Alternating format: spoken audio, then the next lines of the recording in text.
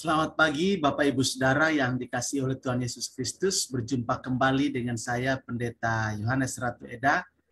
Harapan dan doa saya kiranya Bapak Ibu Saudara dalam keadaan sehat, tetap semangat dan selalu bersyukur kepada Tuhan oleh karena Tuhan itu baik buat kita. Pada kesempatan ini saya akan membagikan kebenaran firman Tuhan untuk kita semua. Namun sebelumnya mari kita berdoa terlebih dahulu, mohon pimpinan Tuhan. Kita berdoa. Tuhan, kami bersyukur pada kesempatan ini kami diberi Tuhan kesehatan, kekuatan, nafas kehidupan, bahkan kesempatan untuk mendengarkan kebenaran firman Tuhan pada saat ini. Tuhan, tolong hamba-Mu yang akan menyampaikan firman-Mu. Tuhan juga menolong jemaat Tuhan, umat Tuhan yang mendengarkannya. Biarlah kami sama-sama diberkati oleh Tuhan. Terima kasih Bapa, berfirman buat kami siap mendengarkannya. Dalam nama Tuhan Yesus kami berdoa. Amin. Bapak Ibu Saudara yang dikasihi oleh Tuhan Yesus Kristus, pembacaan firman Tuhan pada kesempatan ini terambil dari Kejadian pasal 12 ayat yang keempat. Kejadian pasal 12 ayat yang keempat, demikian firman Tuhan. Lalu pergilah Abram seperti yang difirmankan Tuhan kepadanya.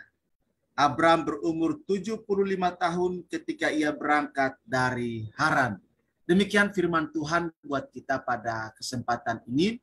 Dan tema atau judul renungan kita ialah ketaatan dan iman itu adalah paket komplit. Ya, iman dan ketaatan itu paket komplit. Ya, jadi judul renungan kita, iman dan ketaatan itu paket komplit. Bapak Ibu Saudara, kita tahu bersama bahwa Allah dalam otoritas, dalam kuasa dan kedaulatannya memanggil Abraham. Dan yang menarik ialah bahwa dengan iman dan ketaatan, Abraham menyambut, bereaksi, dan menerima, menyambut, mengikuti panggilan Allah itu dalam kehidupannya. Allah meminta Abraham untuk keluar dari zona nyamannya. Ia pun bersedia meninggalkan zona nyaman yang selama ini telah membesarkan dirinya, selama ini telah memproteksi hidupnya, selama ini ia mengalami hal-hal yang luar biasa dalam kehidupannya di kampungnya di Haran. Namun ketika Allah memanggil Abraham, Abraham bersedia untuk melepaskan diri dari semua zona yang selama ini ia rasa sudah nyaman dalam hidupnya. Dan Bapak Ibu Saudara, usia Abraham kala itu sudah mencapai 75 tahun.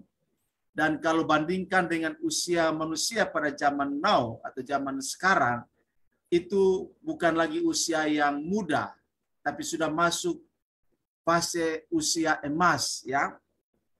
Namun inilah yang menjadi perhatian kita. Abraham punya reaksi, pergilah Abraham seperti yang diperintahkan Tuhan kepadanya. Nah, Bapak Ibu Saudara, mengapa Abraham bisa memiliki sikap seperti itu? Paling tidak ada 3 alasan mendasar dan sangat kuat sehingga Abraham bisa begitu dengan berani mengambil sikap meresponi panggilan Tuhan, keluar dari zona nyaman, meninggalkan keluarga, sanak saudara, sahabat, kenalan yang sudah begitu dekat secara emosional di Haran, tetapi demi panggilan Allah dalam hidupnya, ia meninggalkan dan melepaskan diri dari semua ikatan itu. Sehingga pertanyaannya, kok bisa Abraham melakukan itu? Yang pertama, bahwa Abraham sadar, dia sungguh sadar benar siapa yang menjadi penguasa, siapa yang menjadi tuan atas hidupnya.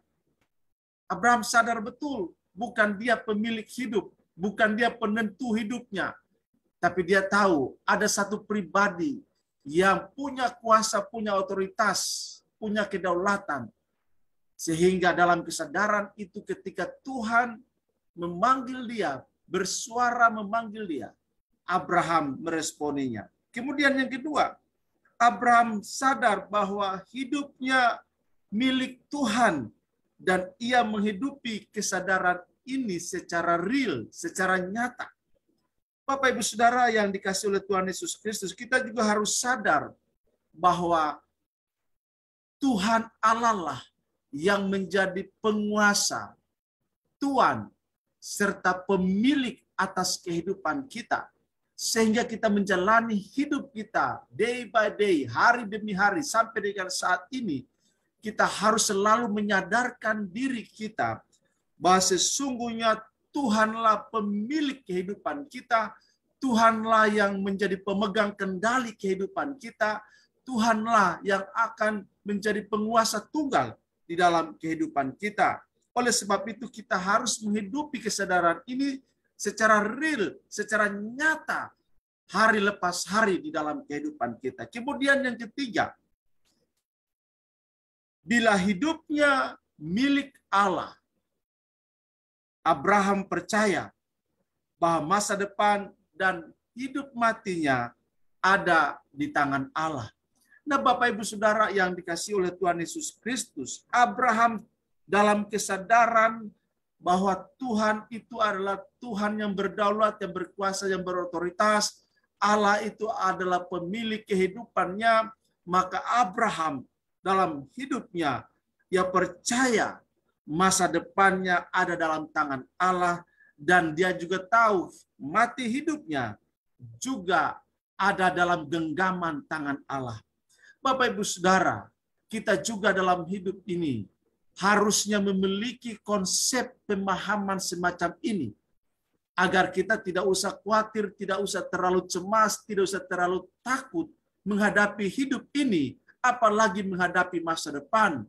Karena kita percaya bahwa masa depan kita di tangan Tuhan, dan Tuhan merancangkan masa depan yang indah, masa depan yang penuh harapan, masa depan yang cerah bagi kehidupan kita.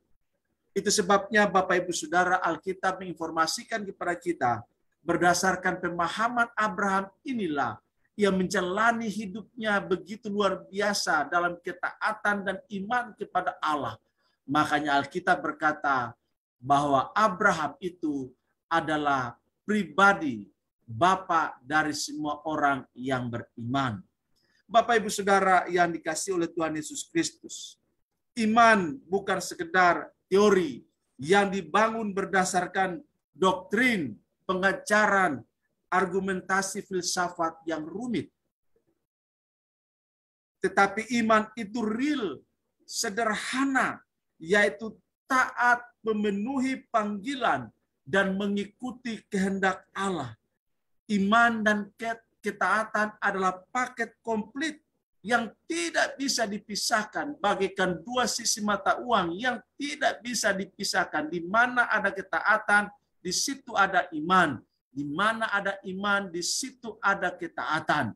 Karena itu Bapak Ibu Saudara yang dikasihi oleh Tuhan Yesus Kristus, jangan berkata kita punya iman, tetapi kita tidak taat. Jangan berkata kita taat, tapi kita tidak punya iman. Oleh karena itu Bapak Ibu Saudara, Abraham telah menjadi contoh teladan dalam kehidupan kita, khususnya berkaitan dengan ketaatan dan iman.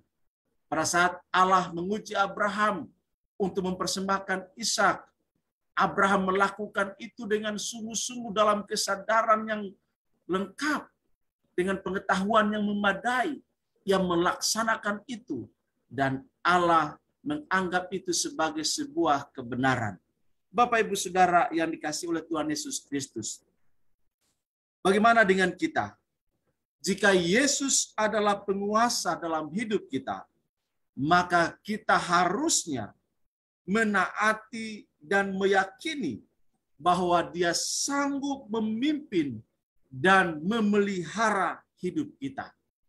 Butuh iman dan ketaatan untuk berjalan dalam rencana Allah. Lebih dari itu, butuh iman dan ketaatan untuk menyelesaikan rencana Allah dalam hidup kita. Butuh iman dan ketaatan untuk melakukan, mengaplikasikan, mempraktekkan firman Allah dalam kehidupan kita. Oleh karena itu Bapak Ibu Saudara, penuhilah panggilan Allah dan marilah beriman serta taat kepadanya. Tidak ada jalan lain.